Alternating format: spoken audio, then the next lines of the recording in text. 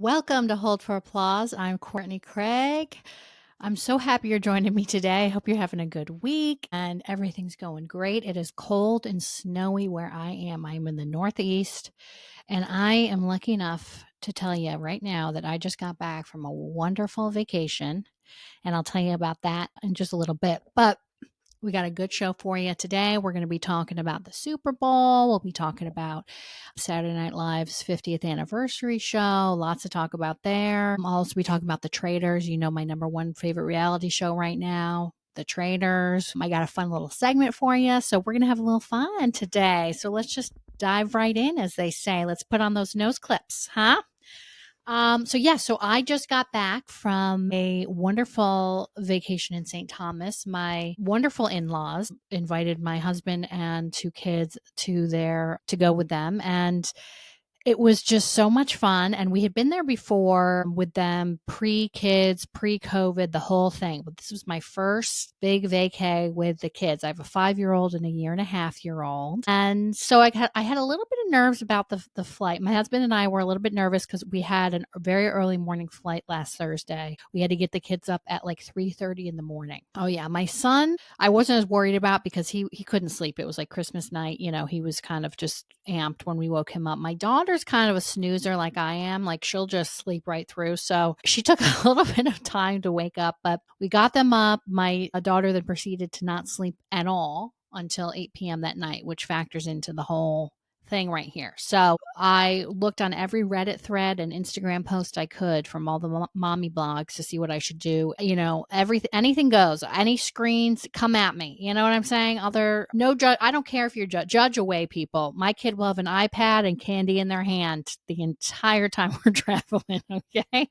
Don't care. But we had a car seat for my daughter, and we thought that would help. Just, apparently that helps just keep them contained. But that, she's 20 months old. So they'd got to be on the go, on the run. And we were stuck on the tarmac before we had a connecting flight. So we were stuck on our tarmac of the first flight, and we were flying into Dulles Airport in Washington. And there's a de-icing. There's a lot of de-icing that happens in February in the Northeast. So if you haven't been through that, you're never first in line. Usually the captain says something like, hello, we're not going to take, this is from the flight deck here. It's not going to be too much longer now. We are fourth in line, so just hang tight. Thank you so much. And then it's about an hour.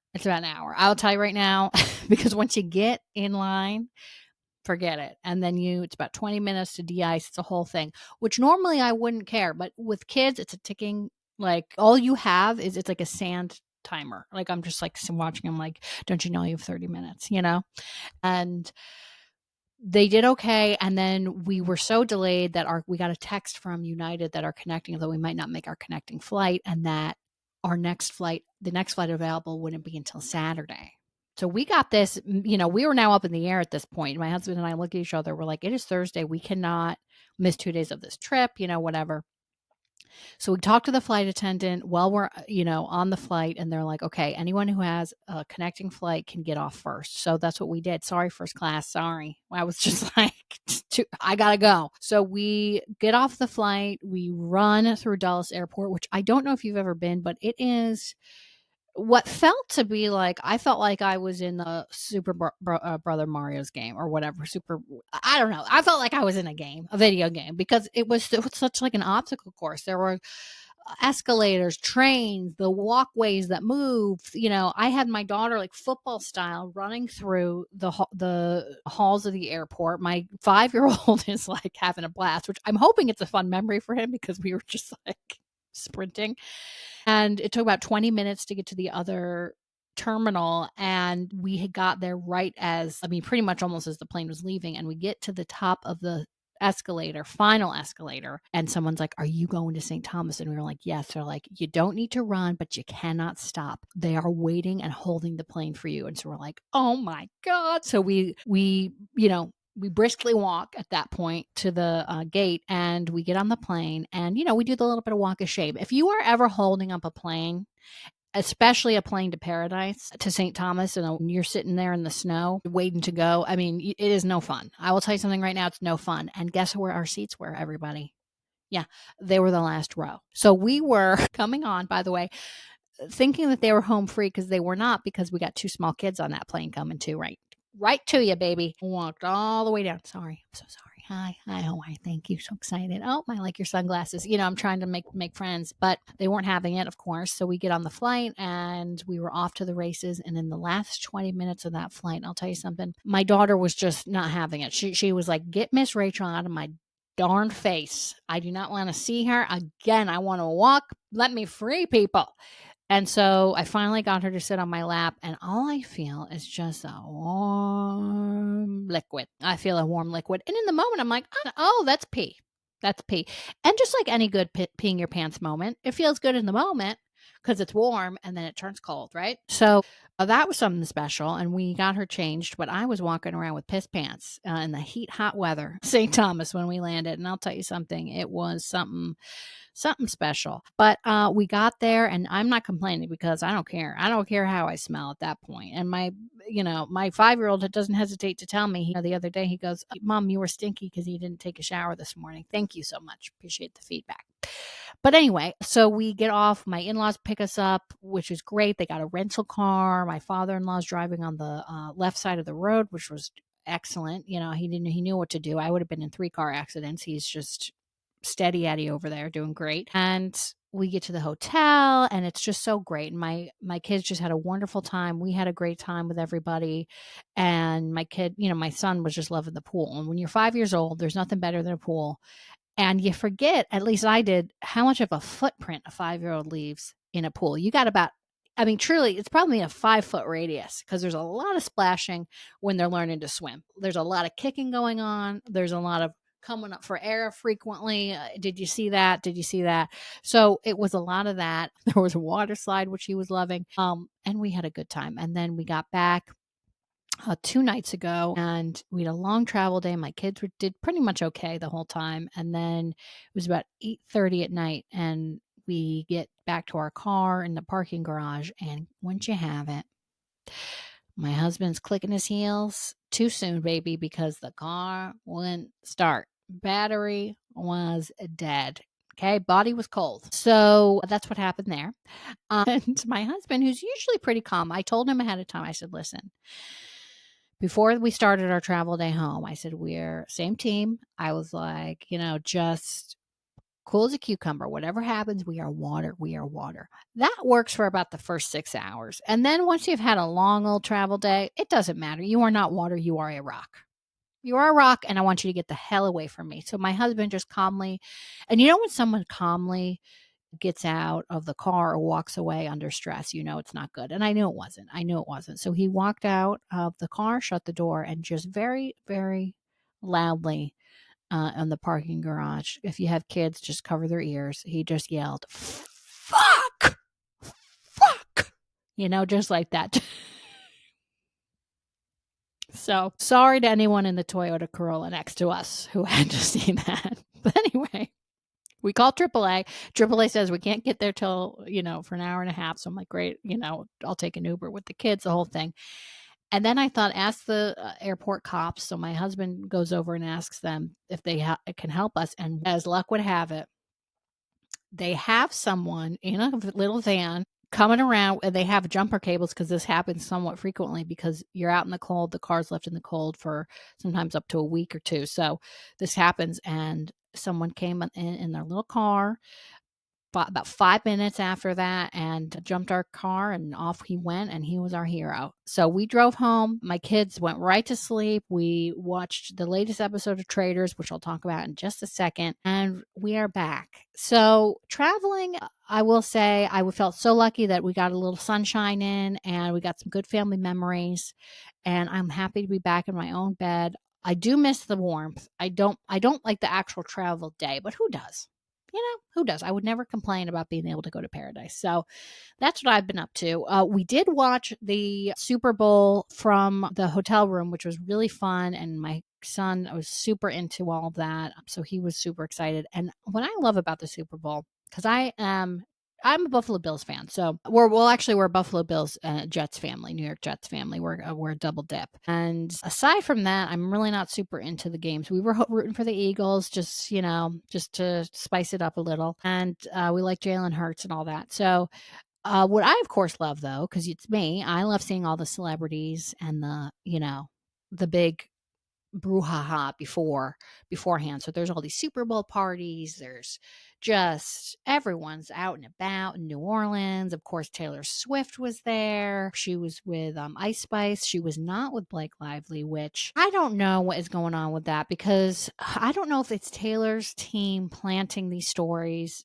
in the press saying that there's friction, or if it's just a clickbait, because sometimes celebrities can silently confirm from behind the scenes. Their PR team can confirm speculation by just putting out a story. And there's been a lot of stories about Blake and Taylor having friction because of the whole Justin Baldoni Blake Lively lawsuit, which I won't dive into right now. But regardless of how I feel about Blake right now, which I'm not super happy with her, to be completely honest with you, as far as what I know right now, I hate to see a friendship break up, because she was, of course, at the Super Bowl last year. They just seem to have a nice little friendship. So I don't know. I'm not rooting for that friendship to end. And I really did not like that Taylor got booed at all.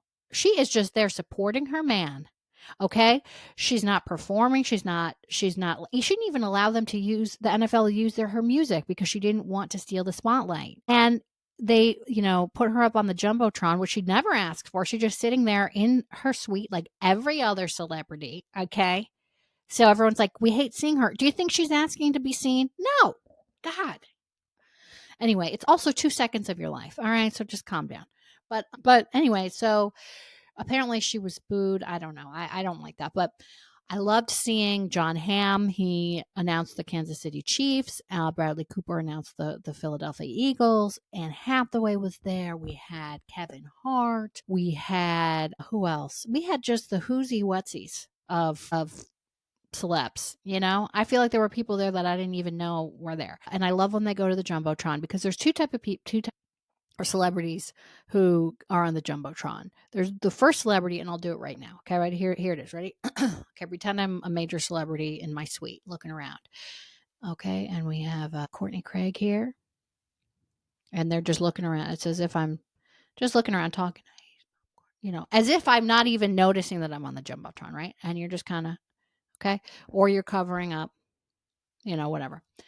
And then there's the other people on the Jumbotron, which if I ever become famous, you better believe I will be doing this. Okay. And right now we got Courtaney Craig. I'm doing the Jeff Goldblum. You know how Jeff Goldblum gets up and he's like raising the roof. I'll be dancing. I'll start the wave. Like, I've always wanted to be on the Jumbotron, let alone if I'm on the Jumbotron and as a celebrity. Please forget it. It's over. So you got those two types. And everyone seemed to be having a good time. And then Kendrick Lamar came out for his halftime show, which was so good. Samuel L. Jackson was there. Serena Williams was, of course, there, which was huge because she used to date Drake. And, the whole beef between Kendrick and Drake, I have gotten into the nitty gritty of it. I will tell you people, here I am. You wouldn't believe it, but here I am getting into it. And apparently he was not supposed to play his song because Drake's team said that, it will sue you, whatever. But Kendrick looked right in the camera and said, say Drake. And that was just awesome. He was also wearing his jeans that everyone was loving. And it was just a great halftime show. And honestly, like for me, the halftime shows that I grew up with, like I loved the Britney NSYNC Aerosmith one. That was early 2000s. The Janet Jackson Justin Timberlake one was good. I know the Nipplegate one, shame on Justin for the Nipplegate thing, because he never took the blame for that. Team Janet on that. But before the whole nipple thing happened, it was a great show. And if that happened today, it's just a nipple. Who cares? Free the nipple. Okay, we all have them, Anyway, but I thought it was a great halftime show. And then, of course, the Chiefs lost. They were stinkaroonies. Oh, my goodness. And Travis Kelce, unfortunately, wore his party outfit, wore his sequins, he had to do the walk of shame out in that sequin top. And that is no fun. I will tell you something, that is no fun. Because you don't obviously want to pack another outfit, because you don't want to even mentally prepare for a loss. You don't want to even put that energy out there. So I get why he was thinking he was going to go party with his sequins, and it was a pretty good outfit. But he walked right into Taylor's suite looking defeated. And rumor has it he didn't even go to the after party. Apparently, there's an after party for the Chiefs that happened, but no, it's just you want to go home. You don't want to deal with it. I know that they make a ton of money. I know that all of that. I will say it is hard to see sometimes when it's a big, big loss, the players having to do interviews and press conferences after. Because think about like a really bad day of work that you've had. And granted, I don't get, paid the way that they do, obviously, but like, if Janet from accountants pissing you off and you just had a bad day and then you got to walk outside to talk to people and do a press conference, no, thank you. I don't care how much money you're making. No, thank you.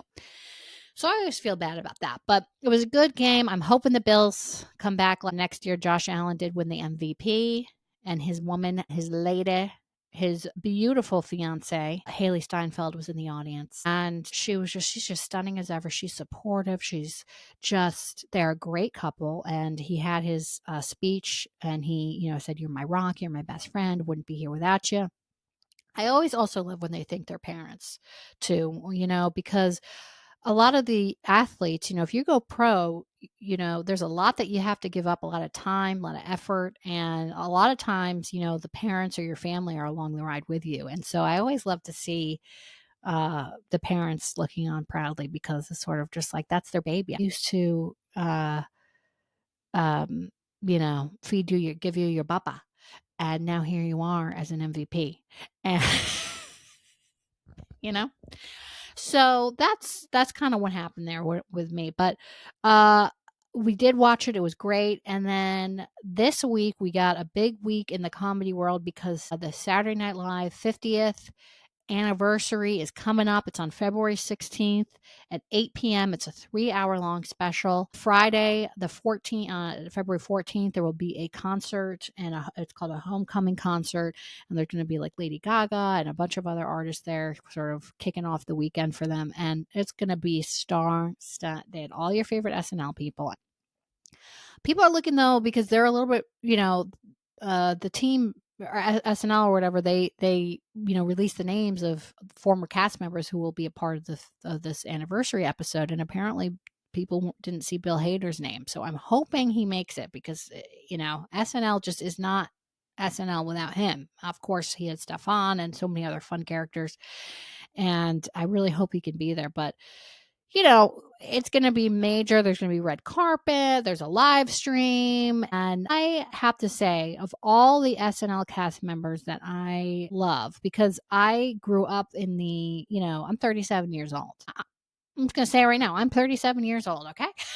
And I grew up with the cast that I watched was Anna Gasteyer, Sherry O'Terry, Maya Rudolph, Amy Poehler, Tina Fey, uh, Will Ferrell, Will Forte, Fred Armisen, all that, like Keenan, of course, was there, but he was a little bit later. But in the 90s and 2000s, like that was the crew, and so and Molly Shannon, of course, can't forget her.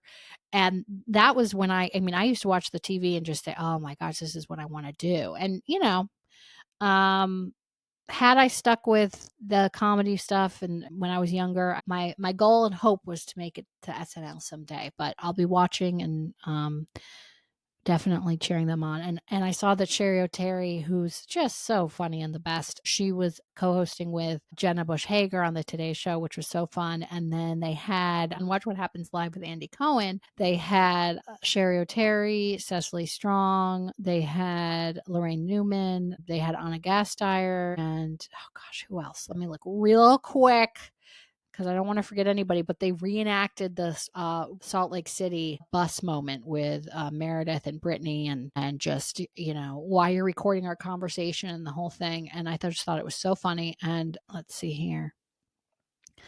Let's see who we had on, everybody. Yes, we did have, and Rachel Dratch. And Cecily Strong, who's pregnant. She looks so cute. She's just going to be the best mom.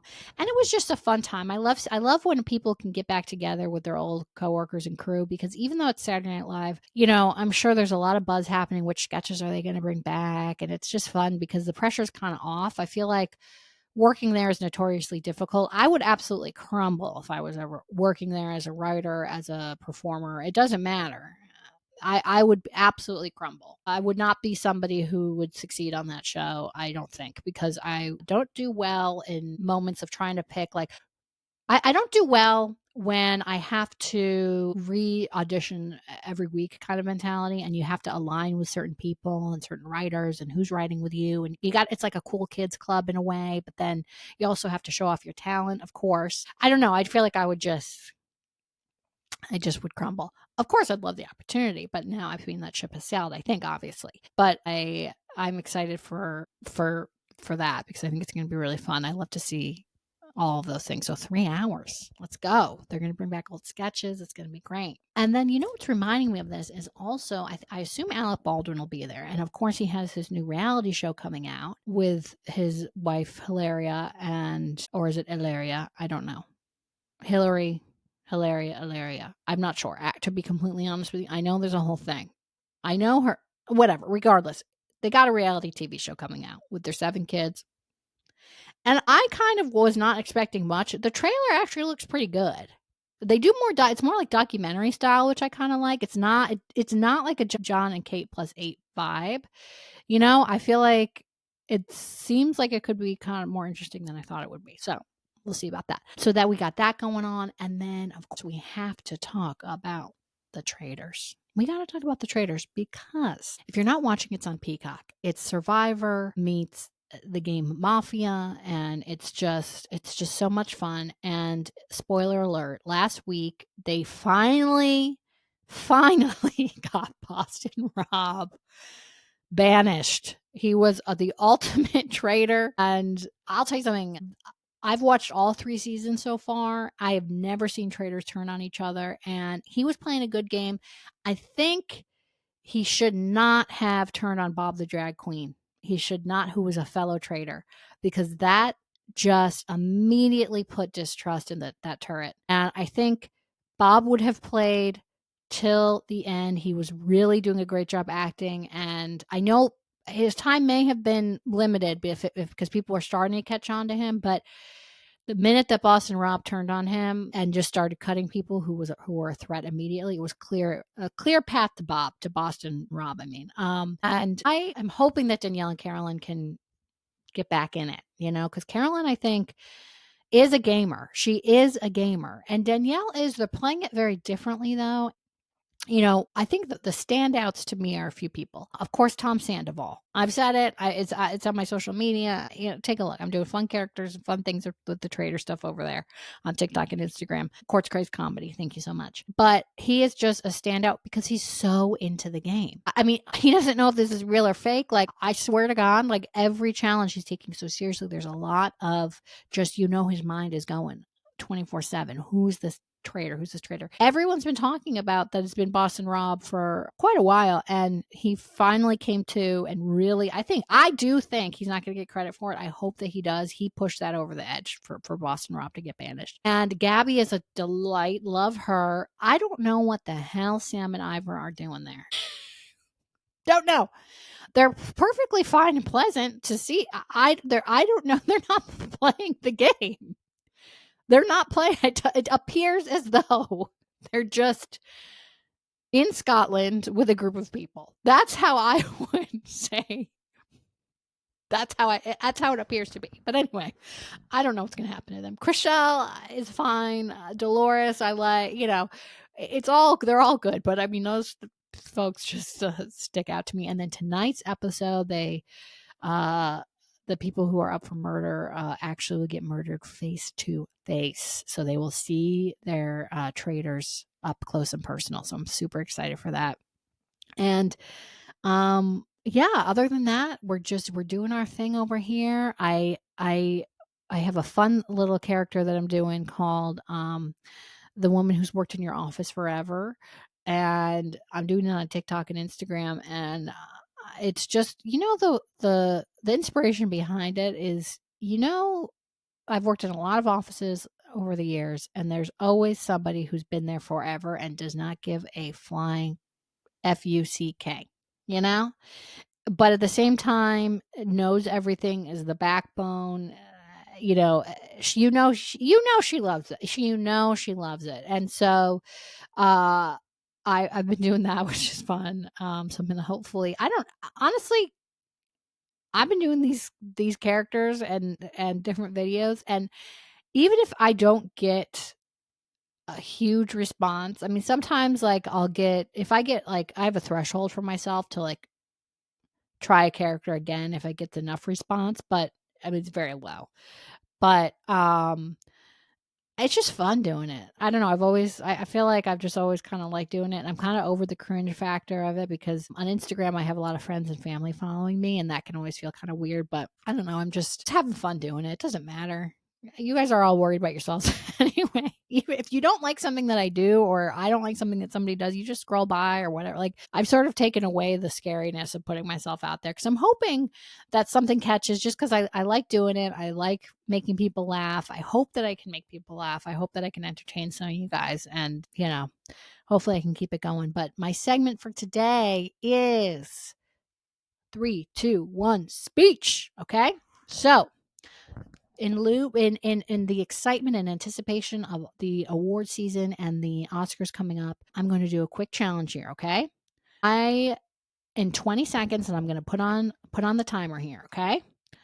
I am going to have to pretend that I just won an award, okay? And I'm going to pretend that I'm up on that stage and I have 20 seconds. And what I must do is I must say thank you to my family, my crew, the other actors, director, and my staff. And then I also have to make a statement of some sort, if you're trying to make a statement, like kind of like, save the dolphins kind of thing, I also have to make a statement. So I am going to start the clock in just a minute. I'm going to pretend that I'm somebody else calling myself up. Okay. Okay. This is better with other people, but whatever. I'll do it alone. We're doing it live.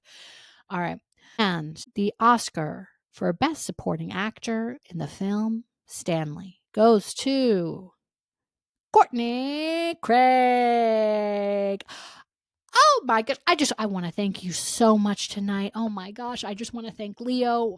I couldn't imagine doing this without you. You are just the absolute best. My crew, my director. I love you. Thank you for believing in me. CIA, WME, my beautiful husband. Go to bed, kids. Love you. Bye-bye. Okay. Bye.